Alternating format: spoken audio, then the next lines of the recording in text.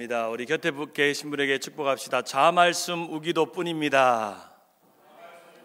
네, 자아 말씀 우기도입니다. 오늘 가스페 프로젝트 두 번째, 또 이렇게 가스페 프로젝트를 통해서 함께 하나님의 은혜가 또 말씀 가운데 거하는 시간 되기를 바랍니다. 하나님을 찬양하는 마리아라는 제목으로, 마리아가 예수님을 동정녀 탄생하는 그런 내용이 어떻게 신학적으로 어떻게 어떤 의미를 가지고 있는지를 우리가 이제 특별히 성탄절이 다가오니까 6주 동안에 예수님의 탄생의 비화, 또 탄생의 이야기, 탄생의 메시지, 탄생의 하나님의 약속, 이런 것들을 함께 살펴보려 합니다. 한번 따라할까요? 마리아가 약속의 하나님을 찬양하다. 아이고, 우리 따님 이름이 뭐더라 내가? 예? 서하도 앞에 앉아가지고 탁 따라 부르는데 감사합니다. 맨 앞에 앉아가지고 우리 예수님께서 태어나시는데, 마리아의 몸에서 태어나실 때 이것은 그냥 육신의 몸으로 태어난 게 아니라 성령으로 태어나셨고, 이 약속의 하나님께서 또 약속으로 예수님을 보내주셨습니다. 누가복음 1장 26절 28절 한번 같이 한번 읽어봅니다. 시작.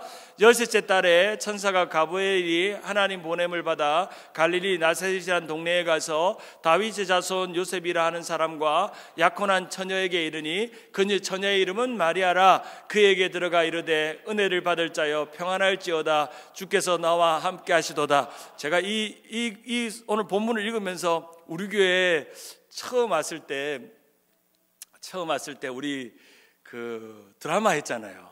드라마인데 요셉이 박승근 목사님, 마리아가 누구예요? 문 권사님.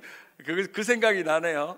그렇죠. 마리아 요셉이 정혼하여 아들을 낳고 메시아를 탄생하게 하는.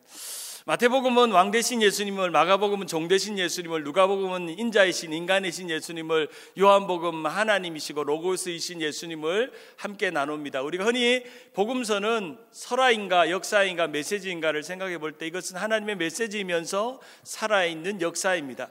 여러분이 복음서의 내용 중 좋아하는 사실들만을 믿고 싫어하는 내용에 대해서는 불신한다면, 특별히 많은 믿지 않는 사람들이 성경의 내용들이 참 좋은데 믿지 못하는 사건 몇 가지가 있는데, 첫째는 뭘까요?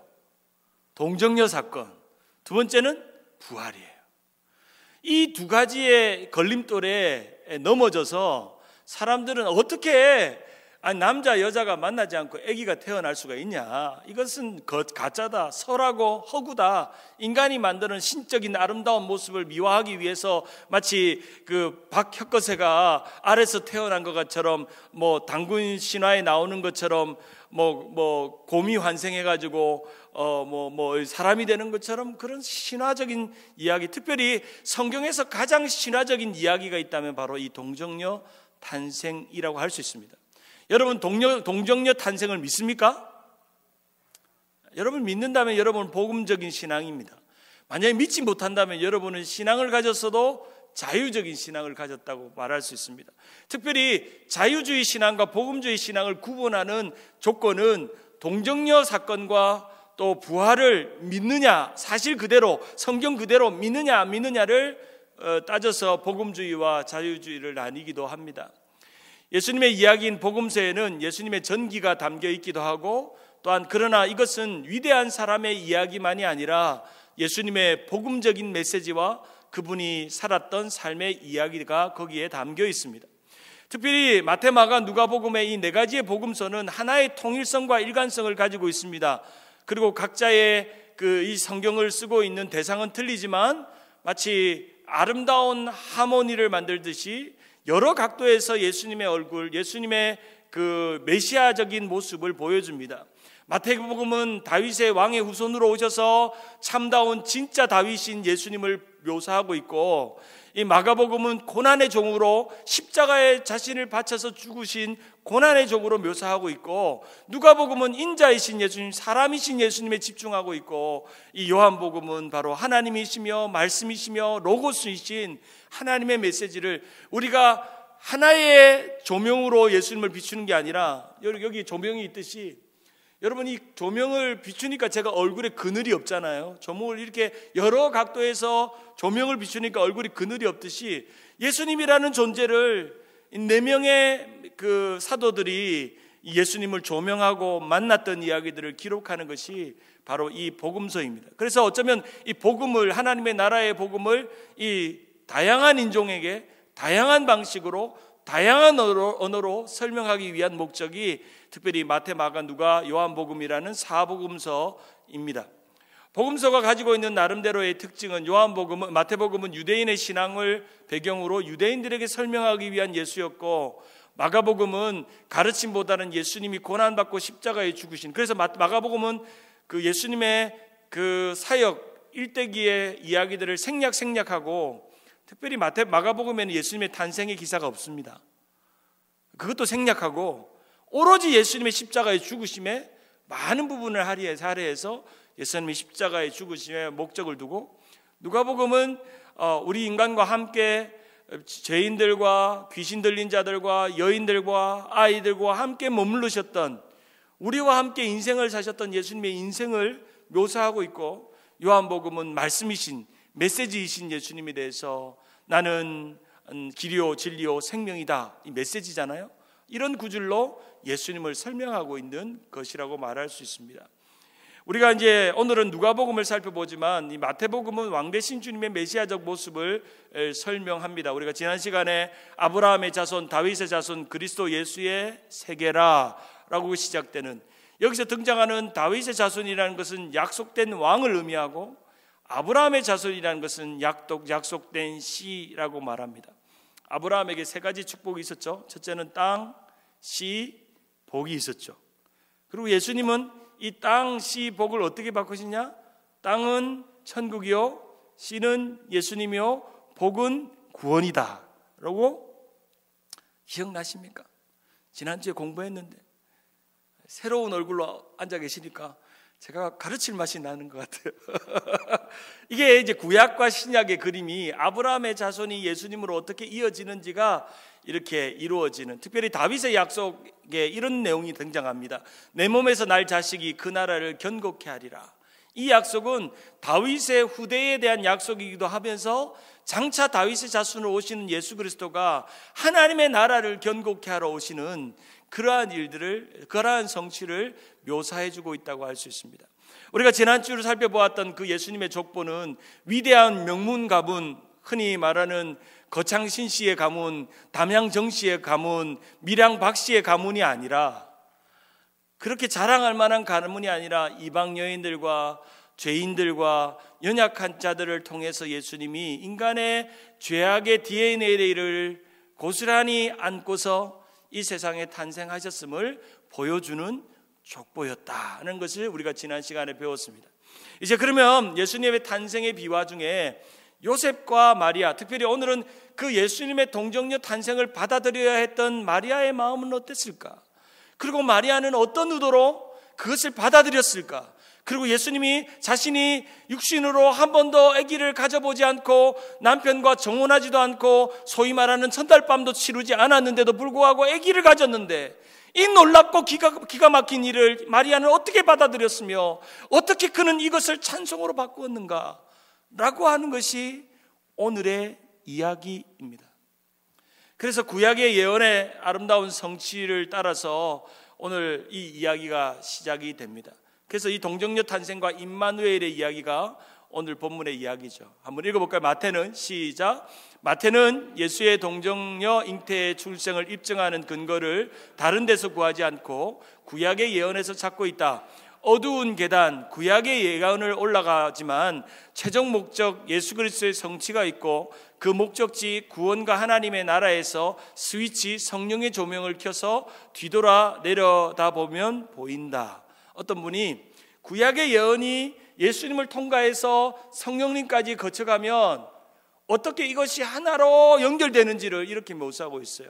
구약이라는 이 어두운 계단을 지나서 쭉 올라가 봤더니 저기에 예수님이 보이더라는 거예요. 그리고 예수님을 지나쳐서 보니까 구원과 천국과 하나님의 나라가 보이고, 그 천국 근처에 가서 스위치를 온 하니까 자기가 지나왔던 모든 걸음이 약속에서부터 예언에서부터 예수 그리스도를 통과해서 천국에 이르는 문까지 이르렀다는 것을 이제 켜보니까 안다는 거예요. 그래서 사실은 성령님이 왜 필요하냐면, 우리의 믿음을 조명하기 위해서 필요한 거예요.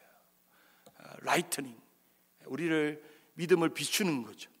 우리가 왜 예수를 믿고 왜 동정녀 탄생이 필요하고 왜 마리아의 몸에서 탄생해야 됐는지 이유가 성령님을 만나고 그분의 주시는 지혜와 능력으로 믿지 않는 수많은 사람들은 아직도 동정녀 탄생을 믿지 않고 그저 크리스마스는 해피 할러데이가 되고 있지만 우리는 크리스마스 기쁘다 구주 오셨네 만백성 맞아라 온 교회여 다 일어나 다 찬양하여라 다 찬양하여라 다 찬양하여라 아멘. 그런 부르는 찬송이 왜 우리에게 기쁜지, 왜 주님이 기쁨인지, 주님이 왜 우리에게 즐거움인지를 성령님께서 내게 오셔서 깨달아지게 하시고 믿어지게 하시고 감화감동의 역사가 일어나게 하신 줄 믿습니다. 그 은혜가 우리 가운데 있는 거죠. 그분을 우리는 임마누엘이라는 이름으로 부르고 있죠. 우리 좀 전에 불렀던 찬양에 보면 참 가사가 좋아요.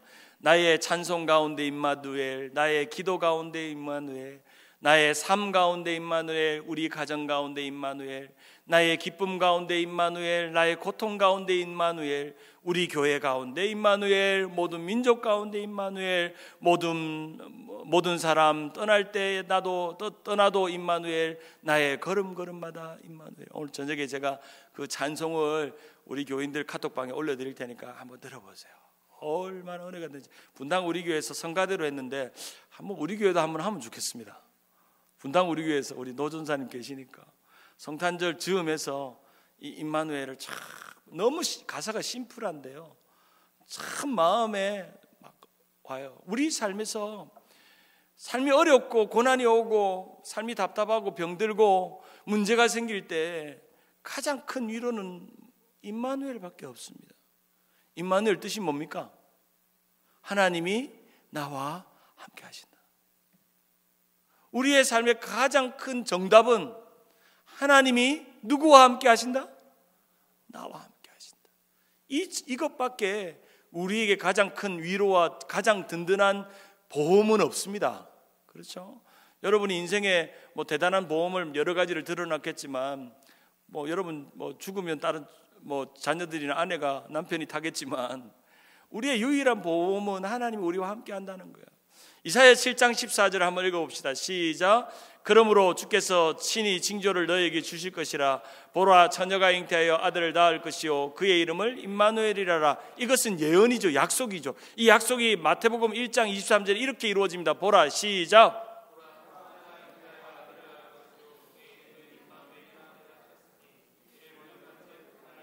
함께 함이라. 임마누엘이란 원래 이 이사야 7장의 예언은 이 유다왕 아하스 왕이 애굽을 의지하다가 하나님 앞에 혼이 나고 이 아람과 이스라엘 나라가 연합 공격을 할 때 하나님께서 그에게 환상을 보여주는 예언이 바로 이 임마누엘의 예언이었는데 이 예언은 장차 예수님이 오시는 예언과도 이렇게 이어집니다. 여기서 처녀가 잉태하여 아들을 낳는다는 것은 일반적인 상황에서 전혀 있을 수 없는 일을 이야기하는, 너희에게 도저히 일어나지 않는 그 일, 처녀가 잉태하여 아들을 낳아서 그 아들이 너희를 구원할 것이다. 지금 너희가 이방 나라, 이 아람 나라와 이스라엘 나라의 연합군에 의해서 너희들이 고통을 받지만 그 처녀로 잉태하여 낳은 아들이 너희를 구원할 것이며 장차 그 아들은 임마누엘이라고 부를 것이고 그분은 장차 너희에게 그 일을 행할 것이다 라고 하는 이 유다왕 아하스 왕에게 주었던 예언이, 약속이 장차 수백 년이 지나고 난 이후에 예수님이 오시고 나서 그 예언들이, 그 임마누엘이 누군지가 드디어 오늘 마리아의 노래에서, 마리아의 고백에서 그 정체를 드러냈다는 거예요. 드디어 정체를 드러냈다는 거예요. 임마누엘 누구지? 임, 함께, 마누, 우리, 엘, 하나님, 임마누엘이라는 이 히브리어 단어.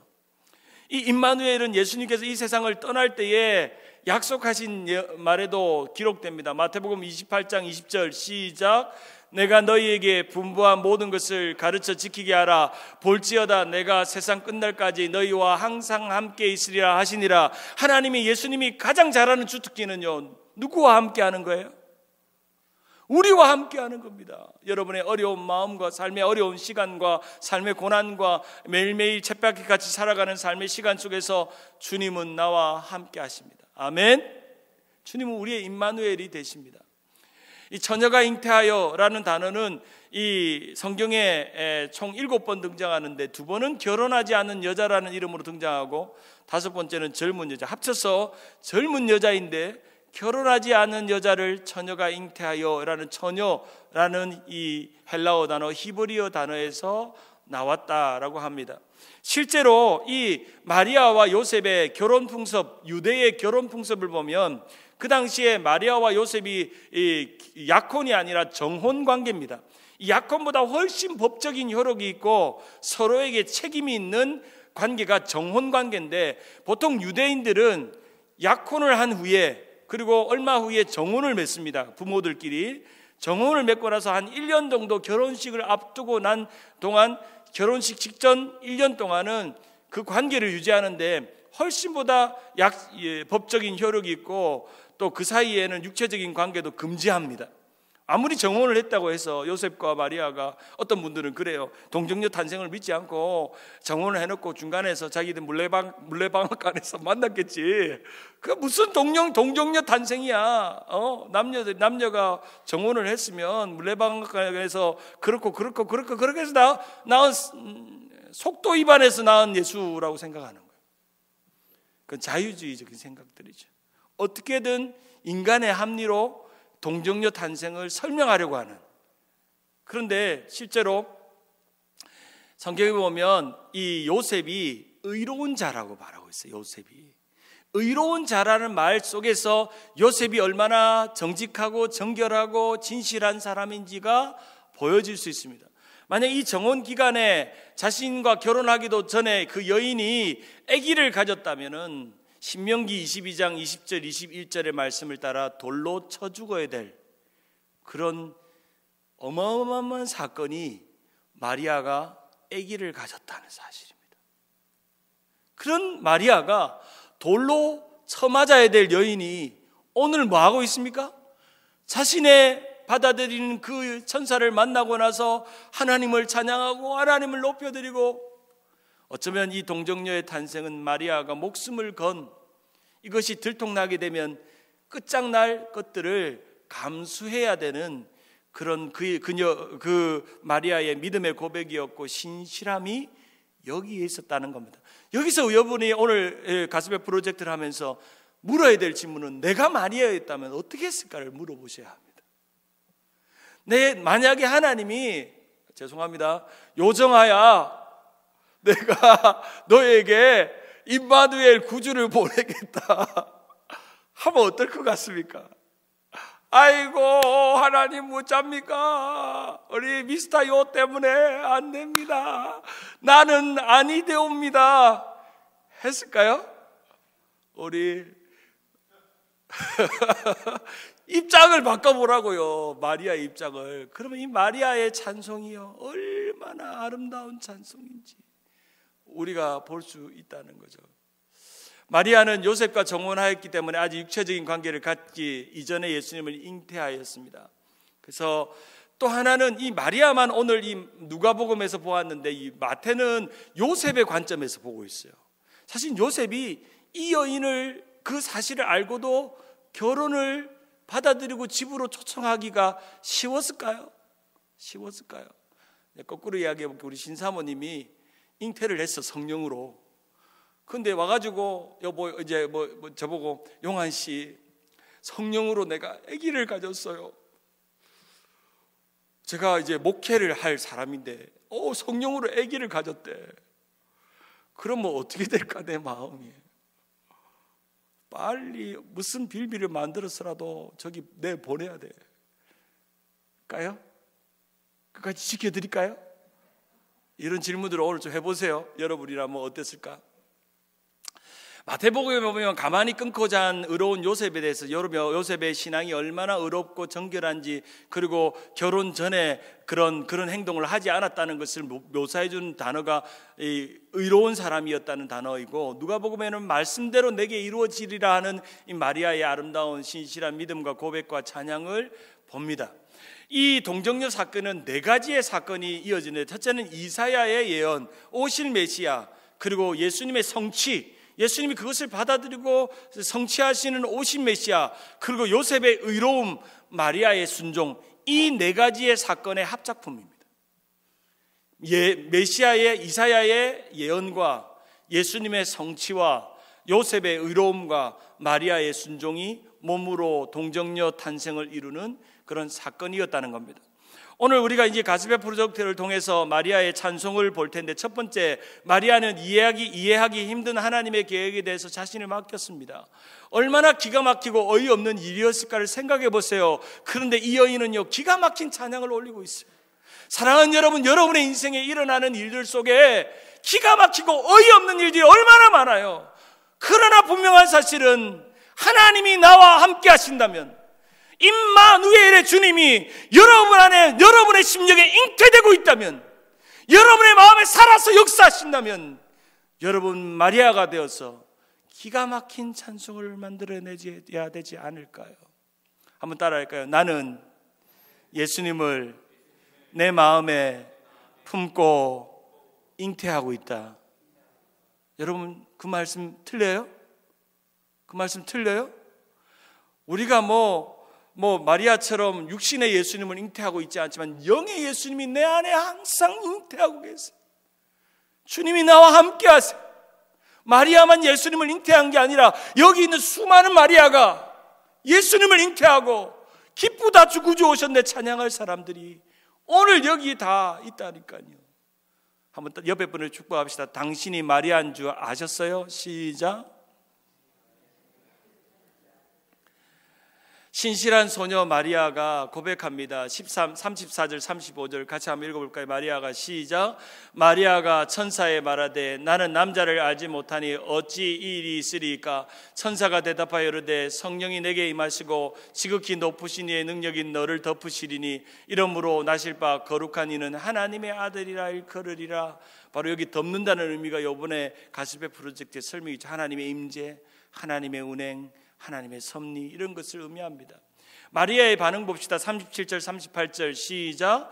대저 하나님의 모든 말씀은 능하지 못함이 없느니라. 마리아가 이르되 주의 여종이 오니 말씀대로 내게 이루어지리이다. 한번 따라할까요? 주의 여종이 오니 말씀대로 내게 이루어지리이다.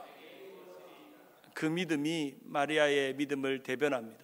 두 번째로 마리아는 하나님의 선하심과 자비하심을 노래합니다. 보잘것없는 나사렛 동네에서 예수님을 탄생하고 또 예수님을 잉태하고, 그러나 이 일이 얼마나 자신에게 선하고 자비로운 일인지를 순종하며 내어드리며 자신을 내어드리는 삶을 살았습니다. 사랑하는 여러분, 우리가 마리아가 되는 것은 예수님이 내게 머무시도록 나를 내어드리는 일입니다. 믿음과 신앙은 예수님이 내 안에 사시도록 내어드리는 일입니다. 그렇죠? 내 안에 사시도록 내어드리는 것, 마치 잉태하듯이. 하나님이 내게 얼마나 선한 분인가, 하나님이 내게 행하신 일이 얼마나 위대한가를 이 마리아는 자신의 비천한 모습에도 불구하고 하나님은 그 일을 행하셨다고 이런 아름다운 고백을 하고 있습니다. 세 번째로 마리아는 하나님이 자기 백성에게 행하신 약속을 지킬 것을 믿음으로 고백하고 있습니다. 하나님이 반드시 하나님의 약속을 이루시고 나를 비참함으로 끝나지 않게 하시고 나를 통해서 하나님의 약속이 이루어지시고 하나님의 그 가브리엘 천사가 말했던 그 동정녀의 탄생을 통해서 하나님의 놀라운 일들을 했을 것이다 하는 것입니다. 하나님은 내게 약속하신 것은 반드시 이루신다. 하나님은 나 같은 비천한 자가 약속을 붙들면 반드시 돌보신다. 한번 따라할까요? 하나님은 나 같은 비천한 자가 약속을 붙들면 반드시 돌아보신다.